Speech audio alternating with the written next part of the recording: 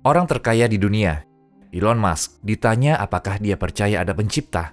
Dan dia, yang telah mengatakan dirinya agnostik, menjawab, Well, something created the universe, or the universe is, here. How did it come to be? Well, we can say step by step based on the archaeological evidence, the fossil record, and what we know of physics, how we came to be at this point. But that doesn't explain how the universe came to exist in the first place. Like, how do molecules have consciousness and feelings?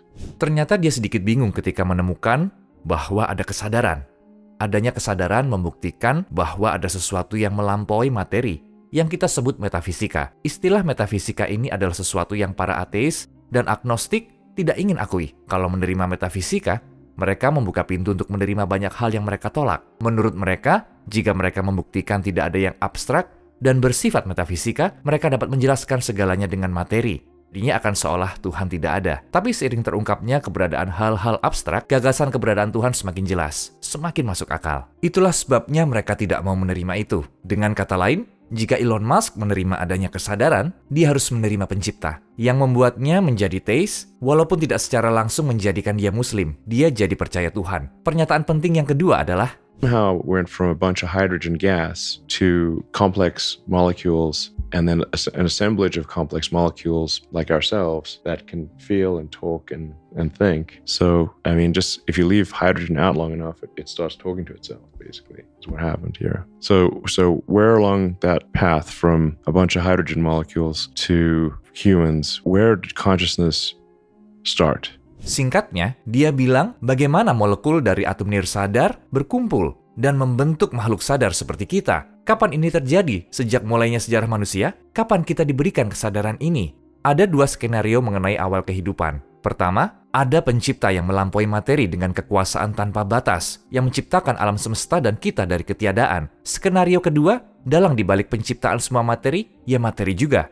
Ketika alam semesta dan kita belum ada, materi menciptakan alam semesta dan kita. Tapi tunggu dulu, materi juga belum ada. Bagaimana materi menciptakan alam semesta dari ketiadaan ketika ia juga tidak ada? Ia juga tidak ada kan? Tidak. Keberadaan tidak bisa muncul dari ketiadaan karena tidak logis sama sekali. Supaya bisa terjadi, sesuatu yang maha kuasa dan abadi harus menciptakan keberadaan dari ketiadaan. Jika tidak ada pencipta yang maha kuasa dan abadi, hanya akan ada ketiadaan. Semoga Allah memberi Elon Musk hidayah. Tapi aku melihat suatu masalah tentang Muslim. Kita punya rasa rendah diri yang kita bahkan tidak sadari. Entah mengapa apakah Elon Musk Muslim atau bukan, bisa menciptakan persepsi bahwa Islam akan menjadi lebih berharga atau iman kita sebagai Muslim lebih kokoh. Kawan, sumber iman kita bukan dari artis, bukan dari aktor. Siapa peduli jika Elon Musk Muslim atau tidak? Kita sudah terlahir Muslim karena banyak alasan. Mukjizat Al-Quran, bukti-bukti keberadaan Tuhan. Lihatlah, ada bukti di mana-mana yang menunjukkan keberadaan Tuhan. Imanku tidak perlu dikuatkan dari Elon Musk masuk Islam.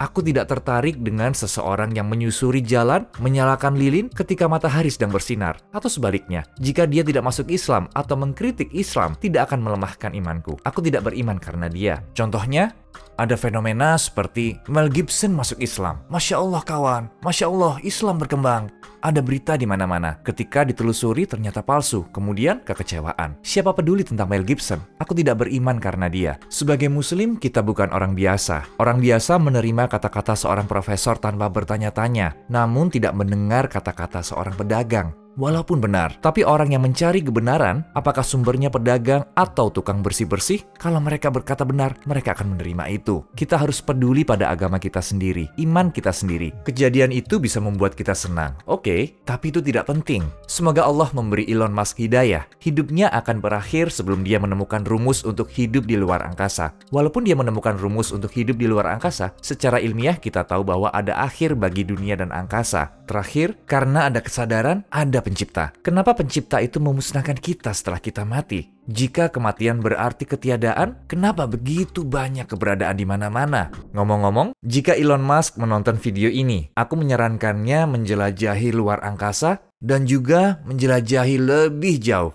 surga. Assalamualaikum warahmatullahi